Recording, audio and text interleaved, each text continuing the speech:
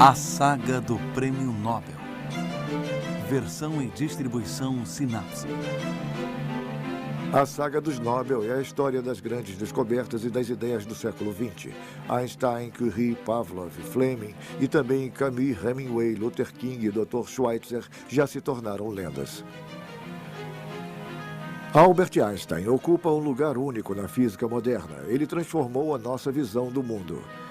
Inventor da teoria da relatividade, ele é também o pai da cosmologia moderna, base para a explicação do Big Bang que dará o Nobel a Arnold Penzias e Robert Wilson.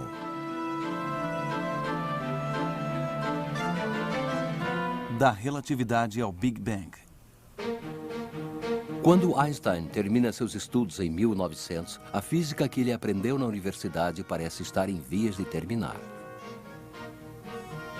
Se o século XX conheceu avanços prodigiosos, as leis fundamentais da física, ao contrário, não mudam há 2 séculos. Existe, porém, uma profunda fissura no belo edifício da física clássica. De um lado, a mecânica descreve o mundo dos objetos e da matéria. De outro lado, o eletromagnetismo explicando o da luz. Mas não se consegue conciliar estes 2 conjuntos de leis. Chega-se ao impasse. Einstein vai encontrar a saída e devolver à física sua unidade perdida, abordando o problema em sua dimensão filosófica. Eu quero saber como Deus criou o universo. Não estou interessado por este ou aquele fenômeno ou pelo espectro deste ou daquele elemento. Quero descobrir o que Deus pensa. O resto são detalhes.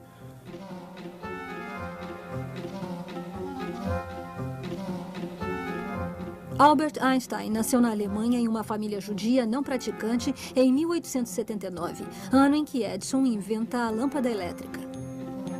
Seu pai, Hermann Einstein, cria com seu irmão em Munique uma pequena empresa de aparelhos elétricos, esperando tirar proveito da onda de eletrificação dos anos 1880. O que talvez explique a paixão de Albert pela eletricidade durante toda a sua vida.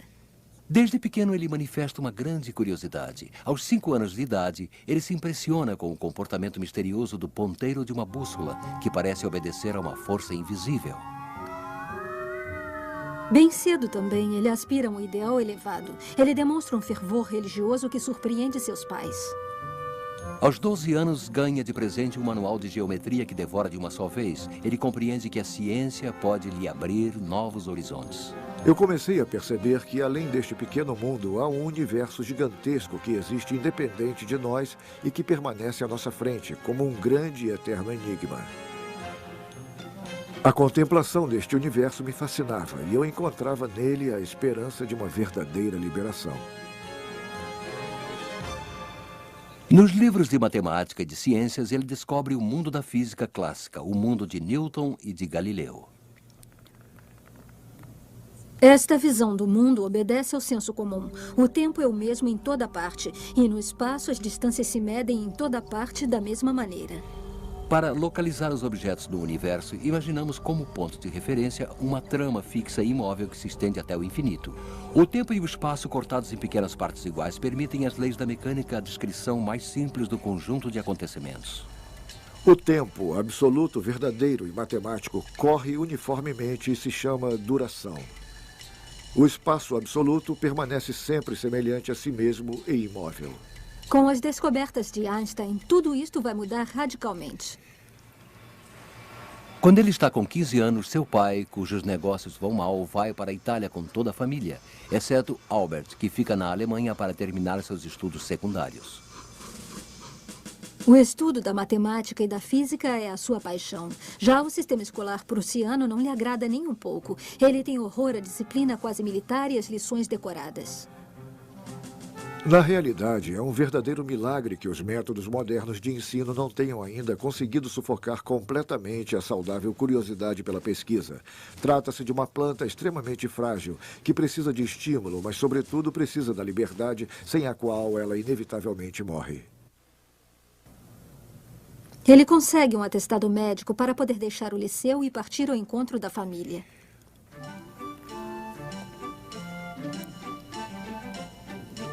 Os poucos meses que passa na Itália deixam uma lembrança inesquecível. Porém, seu pai se preocupa com o futuro e insiste para que Albert volte a estudar. Como não possui o diploma secundário, ele não pode entrar na universidade na Alemanha. Escolhe, então, a Escola Politécnica de Zurique, onde presta concurso e é admitido em 1896.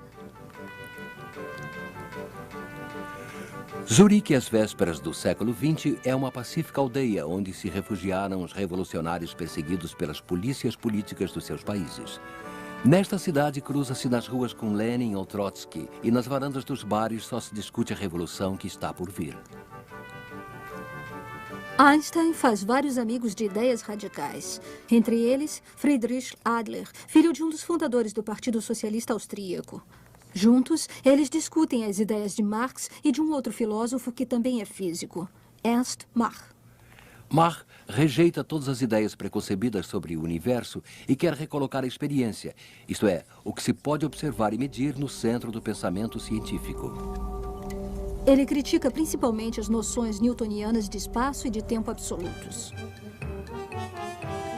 Segundo a teoria de Newton, quando se está num carrossel, aquilo que se sente faz um movimento absoluto em relação ao universo. Porém, Mach se pergunta, a impressão do movimento seria a mesma se o carrossel fosse fixo e o universo girasse à sua volta? Einstein fica seduzido por este relativismo que requestiona os pontos de vista habituais.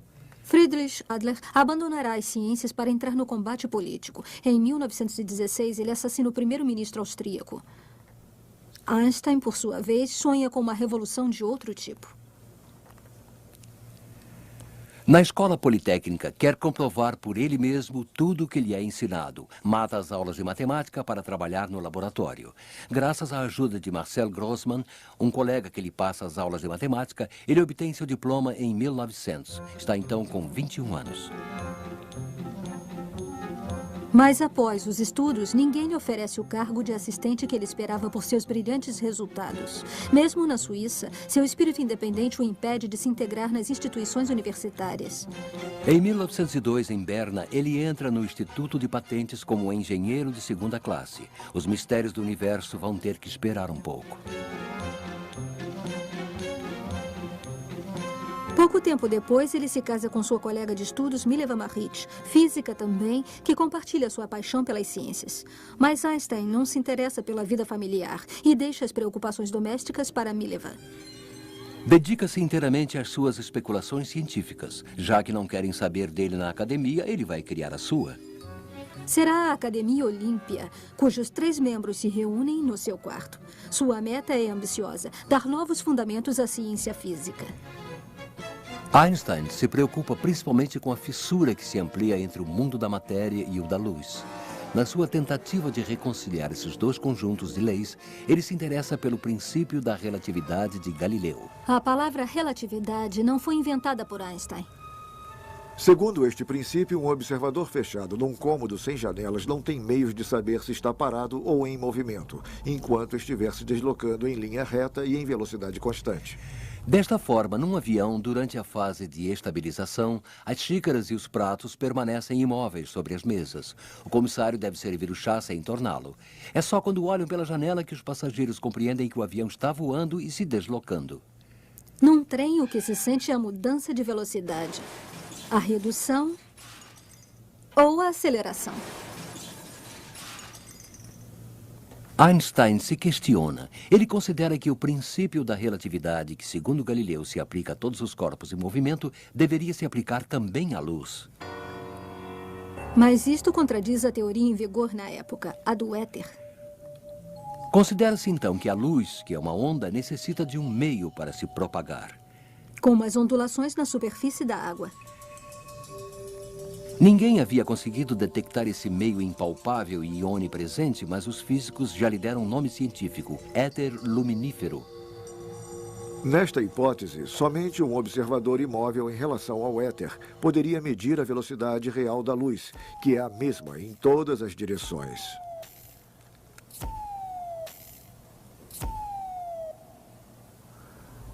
Ao contrário, um observador em movimento através do éter mediria uma velocidade maior numa direção e menor na outra.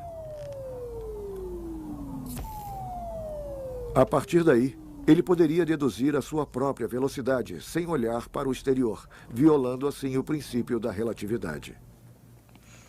A partir de 1885, Michelson e Morley tentaram medir este efeito, utilizando o movimento da Terra.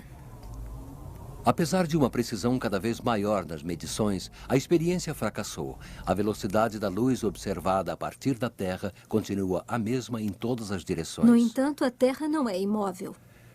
Os cientistas da época arrancam os cabelos ou preferem ignorar esses estranhos resultados.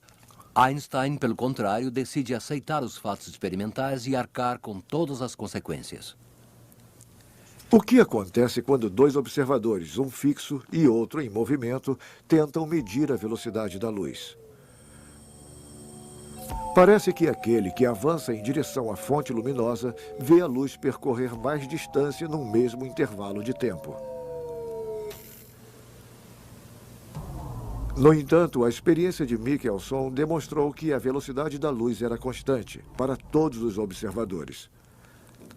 Se as velocidades são idênticas, ao passo que as distâncias percorridas pela luz são diferentes, só resta uma hipótese. O tempo passa mais depressa para aquele que avança. Ao contrário do senso comum, o tempo não passa da mesma forma para todos os observadores.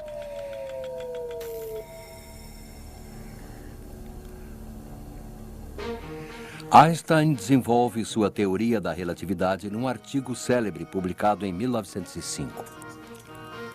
Alguns meses depois, ele tira dos seus trabalhos uma conclusão assombrosa.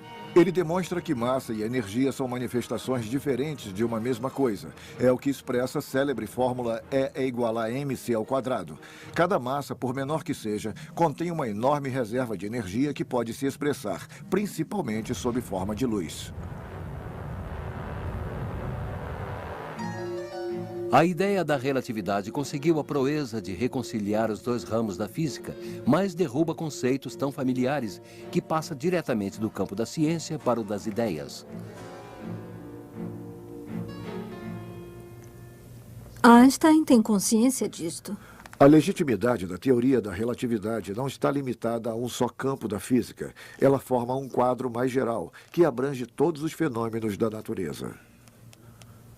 Os progressistas aplaudem enquanto os conservadores protestam. Querem derrubar as teorias mais comprovadas em favor de fantásticos devaneios sobre o universo. Mas sejam quais forem as polêmicas, será difícil negar a pertinência dos trabalhos de Einstein. Aos poucos, sua reputação cresce nos círculos científicos do mundo inteiro. Em 1909, ele ocupa enfim uma cadeira de professor, primeiro em Berna, depois em Praga e finalmente em Zurique.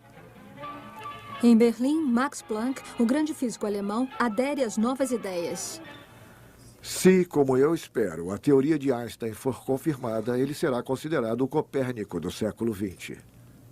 Em 1913, Einstein está com 34 anos e o Instituto Kaiser Wilhelm estende um verdadeiro tapete vermelho para trazê-lo de volta para a Alemanha. Dinheiro, honrarias, liberdade de pesquisa, nada é bom demais para este novo Copérnico. Einstein hesita. Ele teme as instituições prussianas das quais ele fugira em outros tempos. Mas Berlim é um dos centros mais ativos do pensamento científico contemporâneo. Ele precisa deste incentivo e aceita. Em 1914, estoura a guerra e a Alemanha se mobiliza em todas as frentes. Os cientistas e os intelectuais são forçados a contribuir para demonstrar a superioridade da cultura de seu país. Einstein, que manteve sua nacionalidade suíça adquirida em Zurique, mantém-se afastado das demonstrações patrióticas e se insurge contra as paixões nacionalistas. Extremamente hostil ao militarismo alemão, ele dá as costas ao esforço de guerra do qual participam seus colegas físicos e prossegue nas suas reflexões sobre a relatividade. Queria generalizar sua teoria para que ela se aplicasse à força de gravitação. Existe na concepção newtoniana da gravitação alguma coisa que o preocupa? Para deslocar um objeto pesado, é preciso utilizar mais força do que para deslocar um objeto leve. Se a gravidade fosse uma força comum, como um simples pontapé, ela transmitiria uma grande velocidade a um objeto leve, como uma bola, e uma velocidade menor a um objeto mais pesado, como uma bigorna. Ora, desde Galileu sabe-se que no vácuo todos os objetos caem a uma mesma velocidade. A gravidade, portanto, é uma força estranha que varia de acordo com o objeto ao qual ela se aplica. ela age menos sobre um objeto leve e mais sobre um objeto pesado, de maneira a proporcionar a mesma velocidade para ambos. Para resolver este aparente paradoxo, Einstein entende que terá de transformar a concepção tradicional do espaço. Mas quanto mais ele avança, mais a tradução matemática de suas ideias se torna complexa. Em toda a minha vida nunca estive tão atormentado. Comparado a este problema, a relatividade restrita era um brinquedo de criança. Uma vez mais, é Marcel Grossmann, seu velho amigo, que irá ajudá-lo. Ele o orienta na direção das geometrias não euclidianas que descrevem espaços curvos como a superfície de uma esfera. O artigo sobre relatividade geral, publicado em 1915, é um novo transtorno. Depois do tempo, chegou a vez da noção do espaço sofrer uma revisão radical. A gravidade não é mais a força misteriosa imaginada por Newton, mas sim o resultado de uma curvatura do espaço. E esta curvatura é provocada pela matéria.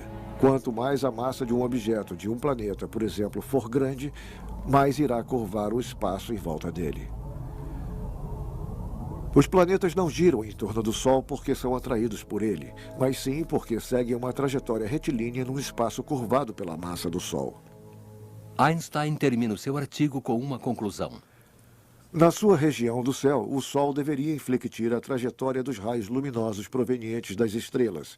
Estas, ao se aproximarem do Sol, deveriam parecer ligeiramente deslocadas em relação à sua posição habitual. Este fenômeno poderá ser observado quando de um eclipse total. A Guerra Mundial impediu que acontecesse a primeira observação, mas uma expedição ao Golfo da Guiné, comandada por Arthur Eddington, conseguiu fotografar o eclipse do Sol em 1919, confirmando triunfalmente a conclusão de Einstein.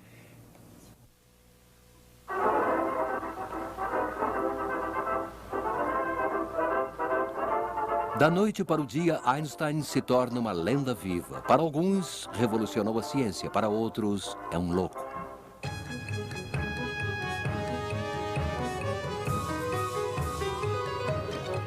Talvez a guerra e a explosão bolchevique sejam as marcas visíveis de alguma desordem mental profunda.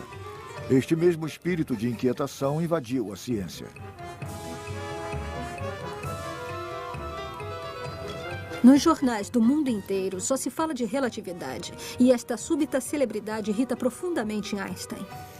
Em 1922, ele está no Japão quando fica sabendo que lhe foi concedido o Prêmio Nobel para o conjunto da sua obra e particularmente por seus trabalhos sobre o efeito fotoelétrico. A relatividade, ainda muito polêmica, nem é mencionada.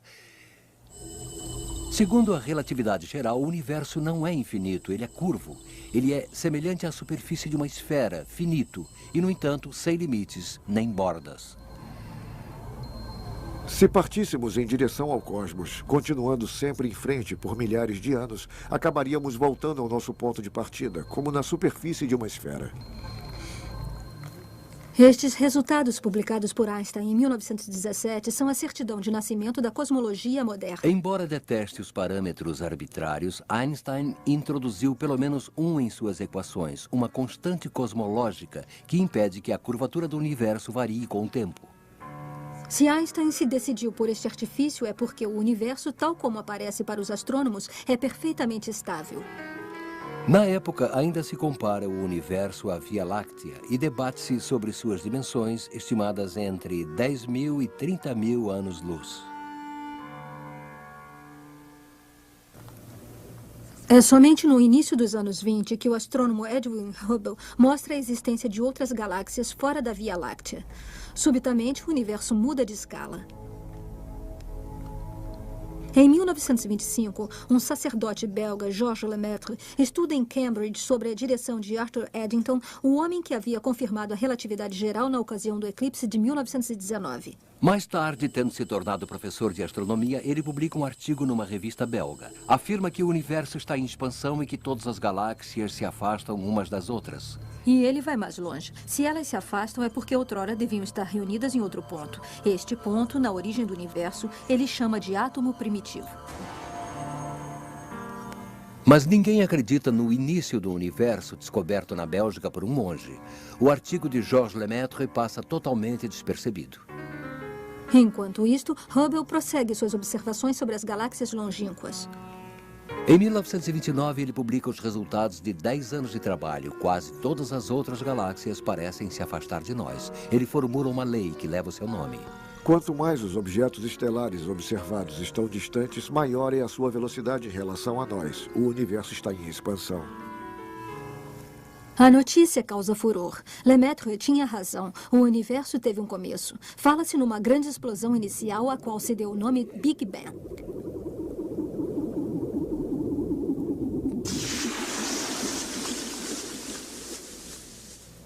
Quando toma conhecimento desses resultados, Einstein fica contrariado. Ele poderia ter previsto tudo isso 10 anos antes, se tivesse aceito todas as implicações da sua própria teoria.